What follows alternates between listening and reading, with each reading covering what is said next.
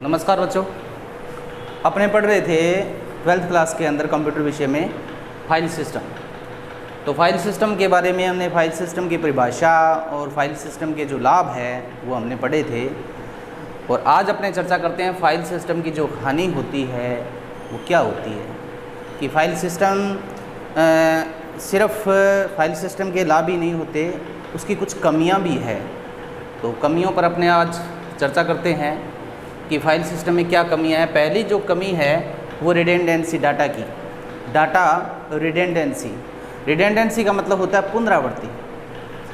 तो अपने जो फाइल सिस्टम में जितने भी एक रूट डायरेक्टरी है उसके अंदर जितनी भी फाइल फोल्डर वगैरह रखते हैं, तो उसमें क्या है, जितना भी डाटा होता है फाइल्स में, फोल्डर्स में जितने भी डाटा होता है, तो उसमें क्या हो सकता है कि डाटा की पुनरावृत्ति हो सकती है। यानी कि एक जो रिकॉर्ड होता है वो दोबारा रिकॉर्ड वहाँ हो सकता है। एक ही रिकॉर्ड कई फाइल्स में हो सकता है। तो डाटा की जब पुनरावृत्ति होती है, एक ही रिकॉर्ड अगर 10 फाइलों में, 15 फाइलों में अगर वो रिकॉर्ड हमें मिलता है, तो कहने का मतलब इससे क्या होता है, इससे हमें मानसिक परेशानी होती है और इससे जो कंप्यूटर मेमोरी स्पेस होता है उसका भी हमें नुकसान होता है। कि एक ही रिकॉर्ड है वो कई बार है तो वो रिकॉर्ड मेमोरी में स्पेस घेरेगा। ठीक है, तो इस प्रकार पढ़ते हैं इसको, डाटा रिडेंडेंसी। एक ही सूचना जब अनेक फाइल में हो तो उसे डाटा रिडेंडेंसी कहा जाता है। जब एक सूचना यानी एक रिकॉर्ड अगर एक से अधिक फाइल में हो तो इसको क्या कहते हैं, डाटा की पुनरावृत्ति कहते हैं, डाटा की रिडेंडेंसी कहते हैं। ऐसा फाइल सिस्टम में होता है और इससे हमें डिस्क स्पेस का लॉस होता है। यानी डिस्क में जो स्पेस होता है, कंप्यूटर के अंदर जो डिस्क है उसमें जो मेमोरी स्पेस होता है उसका हमें नुकसान होता है। ठीक है, तो डाटा जितना हम डाटा रखेंगे उसमें अगर मान लो 10% डाटा पुनरावृत्ति वाला है, रिडेंडेंसी वाला है, तो हमें उसका डिस्कस लॉस होगा, नुकसान होगा। आगे चलते हैं। Number 2, data accessing very difficult. यानी जब डाटा पर हम कार्य करते हैं, डाटा पर कोई भी कार्य करते हैं, डाटा को प्राप्त करते हैं, डाटा को देखते हैं या कोई प्रोग्राम लिखते हैं, ठीक है, या कोई रिक्वेस्ट लगाते हैं, अगर वो कार्य करने के लिए हमें बार बार उसका प्रोग्राम लिखना पड़े सिरे से, यानी स्टार्टिंग से हमें उसका प्रोग्राम लिखना पड़े, कोई भी छोटी रिक्वेस्ट लगाई है, बड़ी रिक्वेस्ट लगाई है, तो इसके लिए बार बार हमें प्रोग्राम लिखना पड़े, तो इसके लिए ये जो एक्सेसिंग का काम होगा हमारे लिए क्या हो जाएगा, कठिन हो जाएगा।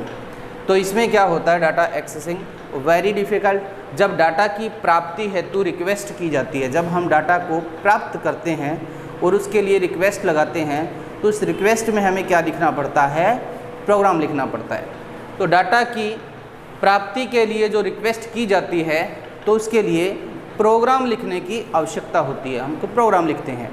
ठीक है, तो हर समय अनुरोध को पूरा करने के लिए, यानी हम बार बार किसी डाटा को प्राप्त करने के लिए रिक्वेस्ट लगाएंगे तो बार बार हमें क्या करना पड़ेगा, बार बार हमें प्रोग्राम लिखना पड़ेगा। ठीक है, तो बार बार प्रोग्राम लिखेंगे तो इससे क्या होगा, हमें समय का भी नुकसान होगा और हमारे लिए एक प्रक्रिया क्या हो जाएगी, ये जटिल हो जाएगी। तो इसका फाइल सिस्टम में ये दूसरा हमें नुकसान है कि एक तो समय का हमें नुकसान होता है, दूसरा ये कार्य जो बार बार है लिखने का, प्रोग्राम लिखने का, ये हमारे लिए क्या हो जाएगा, कठिन हो जाएगा। इसके बाद में नंबर 3 है, डाटा आइसोलेटेड होता है। यानी डाटा जो होता है वो अलग अलग स्वरूप में हमें दिखाई देता है, अलग अलग तरीके में हमें दिखाई देता है। तो डाटा अलग अलग फाइल में अलग अलग स्वरूप में होता है, अलग अलग तरीके में होता है, अलग अलग दिखावे में होता है। तो डाटा को पहचानना यूज़र के लिए क्या हो जाता है, कठिन हो जाता है।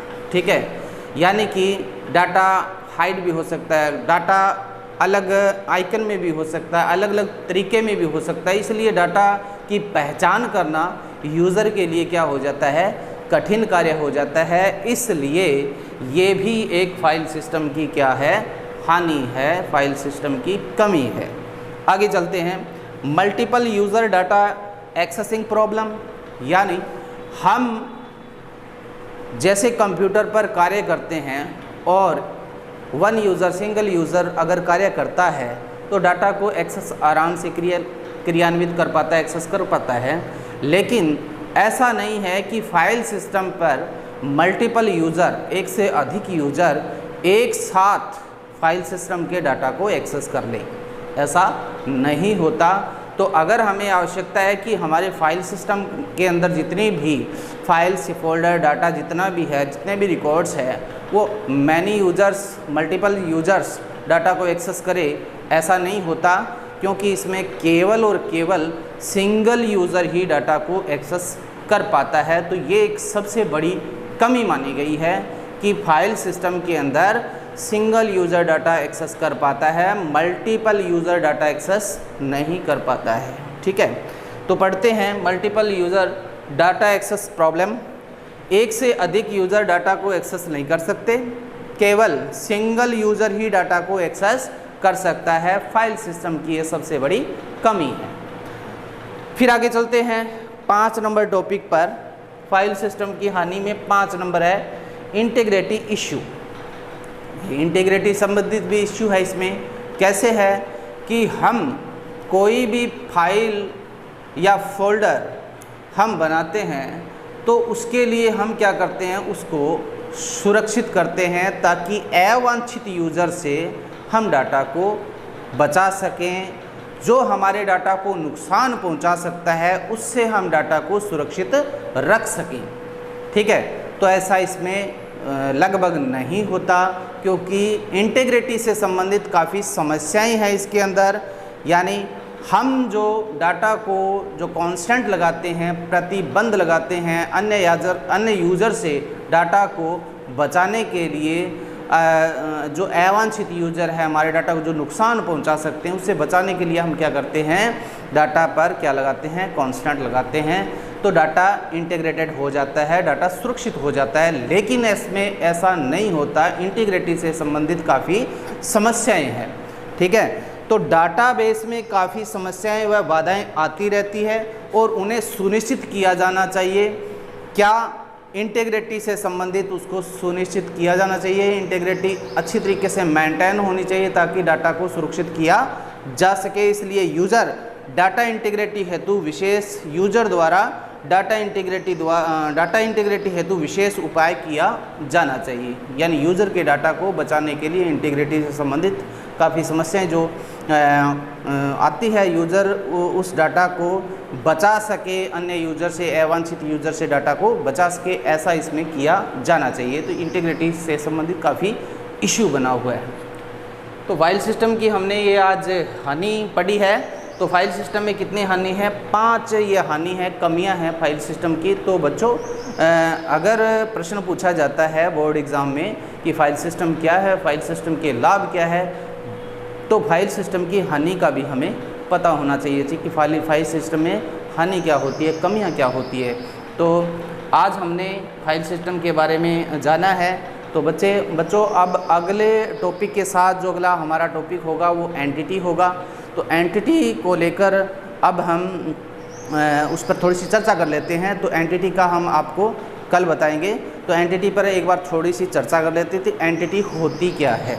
ठीक है, तो एंटिटी बच्चों जैसे अपने कोई टेबल बनाते हैं, जो हमारा टेबल के अंदर ऑब्जेक्ट होता है वही हमारी क्या होती है, एंटिटी होती है। ऑब्जेक्ट का जो समूह होता है वो हमारी टेबल होती है, जिसके अंदर हम ऑब्जेक्ट्स के अंदर क्या करते हैं, हम डाटा की एंट्री करते हैं। और ऑब्जेक्ट एक नहीं होते हैं, अनेक प्रकार के ऑब्जेक्ट होते हैं, ऑब्जेक्ट अलग अलग होते हैं। तो जो ऑब्जेक्ट का समूह होता है, विशेष सारे जितने भी ऑब्जेक्ट होते हैं वो सब क्या होती है, एंटिटी होती है। तो अपने इसकी जो परिभाषा है वो ऐसे भी बना सकते हैं, लिख सकते हैं कि जो कोई स्थान है या कोई वस्तु है, वो घटना है जो हमें किसी चीज़ का बोध करवाता है, हमें ज्ञान करवाता है, उसे क्या कहेंगे आप, एंटिटी कहेंगे।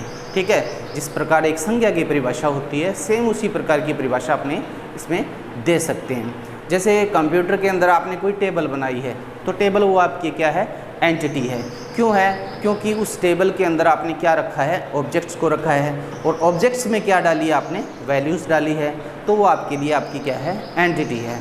अब जो ये एंटिटी होती है ये दो प्रकार की होती है, एक वीक एंटिटी होती है, एक स्ट्रॉन्ग एंटिटी होती है।